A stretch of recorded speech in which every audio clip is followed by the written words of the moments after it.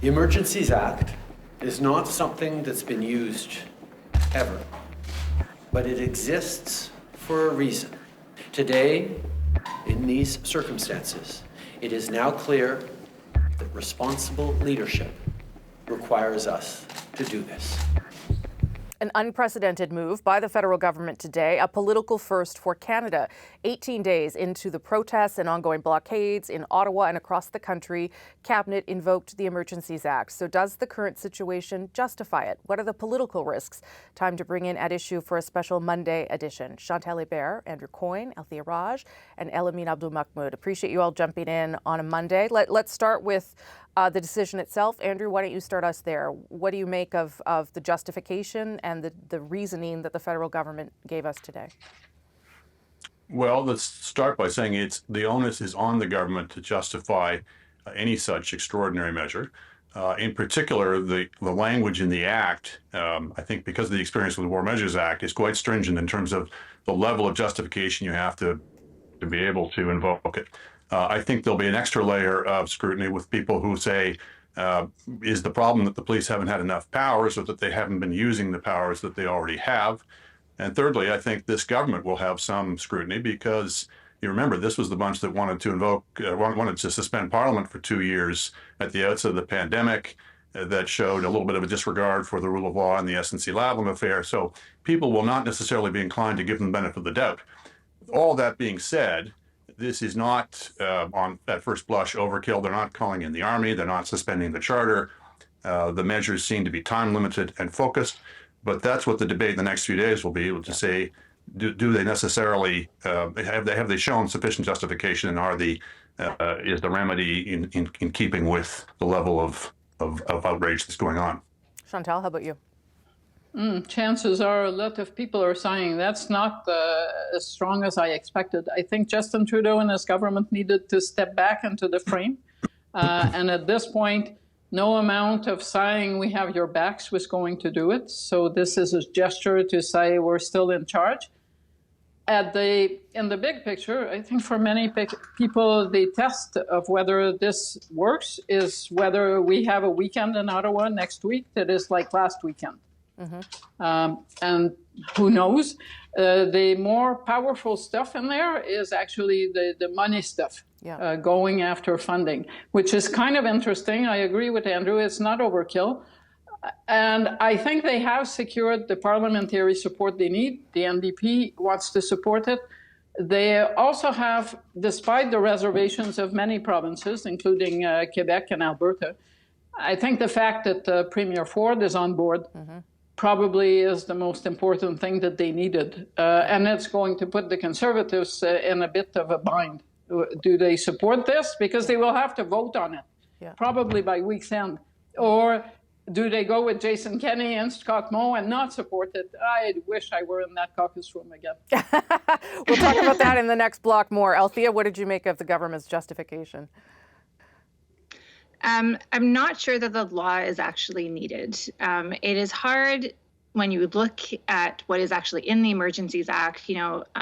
Is this group that basically seems to be more interested in partying than, storming Parliament, really a threat to our territorial integrity, to our sovereignty? Are there no other laws on the books that could clear out these protesters? Clearly, the answer to those questions is no. So will the government make will the opposition parties call the government's reason a weak one? I think politically nobody wants to do that, even in the Conservative caucus. I think politically there were good reasons why the Liberals wanted, as Chantal said, insert themselves back into the frame. I mean, in some ways they are forced to do this because the Ontario government does not want to do this. But clearly the police have the powers at their disposal. They're just not choosing to enforce the law. I think that's really where the crux of the matter is. And will implementing more laws mean that the police are more likely to enforce the law? To me, that's what I'm watching for in the next week. Elamin?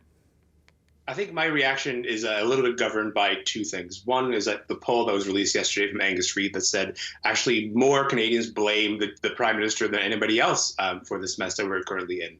I think Aaron Weary put it best when he said, look, if they're going to put the mess on you anyway, you might as well own it. Like, you might as well make it sort of your problem.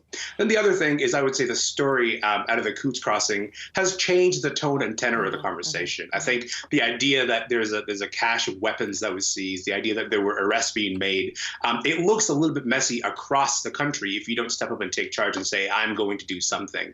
Now the onus is on them to define what is that something that is going to, the effect of that thing is. And I think Chantal is right that the money stuff is much more powerful and frankly deserves a much more vigorous debate than it's had so far. And of course that will happen in the next few days, but that's kind of where my focus is at the moment. So Andrew, what is one of the reasons why? Yeah, go ahead. Yep, go ahead, Andrew. Sorry, just one of the reasons why I think we want to withhold judgment just immediately and see how things play out. First of all, we need to know the details of exactly what's going to be proposed. Secondly, and as the Coutts crossing, that discovery of those arms and weapons suggests, we don't know exactly the nature of the threat in Ottawa. There have been reports that there is a hardened core within the larger group that is quite prepared to do some pretty unpleasant things. If that's the case, then the types of measures that you would be prepared to see the police have and powers they would have would be different than in the other event. So we're going to be watching and learning through the next few days, I think. Can Chantal, I just add something? Yeah, go ahead, Althia, then Chantal. Despite what happened at the Coutts border crossing, still Jason Kenney is out there saying he doesn't need any more laws and he doesn't need more police officers to enforce the law. So yes, I grant you all of those things, but still I'm not convinced that this actual action was necessary. Last word to you, Chantal, about a minute. There is a preventive side to this, and it's a warning to a movable feast at border crossing points that the hammer is getting bigger. And the pain on your fingers might be a lot bigger than you would have expected. And I think that's part of the reasoning is, sure, there are issues that won't be solved by this, possibly the Ottawa occupation, but it does serve as a warning to anyone who wants to replicate it. First blush, we are very concerned with what we see. The Federal Emergency Act must not apply in Quebec. This is not necessary, at least for an Alberta context. I'll support the federal government in any proposals they have to bring law and order back to our province. Different responses from the opposition and premiers about the use of the Emergencies Act. So what does this political division mean moving forward? Chantal, Andrew, Althia, Elamin back for another round. Elamin, what did you make of the response? There were a lot of premiers who said, thanks, but no thanks. I can manage this on my own. Ontario, though, as we talked about, welcomed it. Yeah, perhaps I guess if your province is a little bit on fire, you're going to be the one who's most likely to say yes. I would like that help. It's not particularly a surprise to anyone that Doug Ford is the person who would like to say, please take this off my hands. I think what was interesting to me is particularly the federal Conservatives, Pierre Poilievre's response, still wanting to somewhat stick to the protesters, right? That was a surprise to me from a party that is so insistent on law and order. It felt like a surprise that is still where they're at right now, even after this declaration from the Prime Minister. Chantal, what did you make of the response from the Conservatives or Premier? Well, no surprise that a Quebec Premier, such as François Legault, would say, do not come with something like that in this province. And there is actually no real rationale at this point for any of those measures to be needed by the Quebec government. We'll see. There's a big convoy apparently headed for Quebec City next weekend, so we'll see where that's at. As for the Conservatives, I can't help but notice that their only leadership candidate at this point, Mr. Poilievre, is side from Jason Kenney because he's cheering on the convoy and Jason Kenney is not, and offside from Premier Ford over this call for the federal government to use the Emergencies Act. So at this point, who are you with? And that only leaves the people who are occupying downtown Ottawa. Althia. I think the the winners, if you can call it that, will be the federal government. I think there is, the polling suggests that people want tough action, and if this actually results in action, then I think it's a big win for the Liberals. I think that they've suffered over the past 2.5 weeks with this feeling that they're sitting on the sidelines, that there is a vacuum of leadership municipally, provincially, and federally. And so even though I'm not convinced the law is necessary, I think the Liberal Party will end up doing well from enacting this measure. Andrew, what did you make of the response from premiers, from the federal Conservatives? Well, let's start, first of all, that they have the support of the NDP. You'll recall the NDP did not support the War Measures Act a long time ago.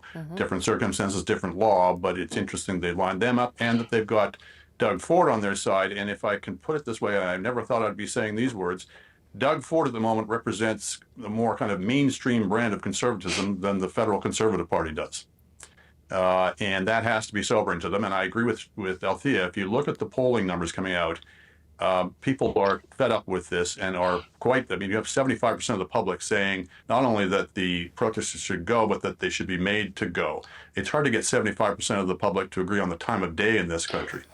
So it's interesting watching the body language and the language of the federal Conservatives these days. They are now at pains to say that they are opposed to illegal blockades.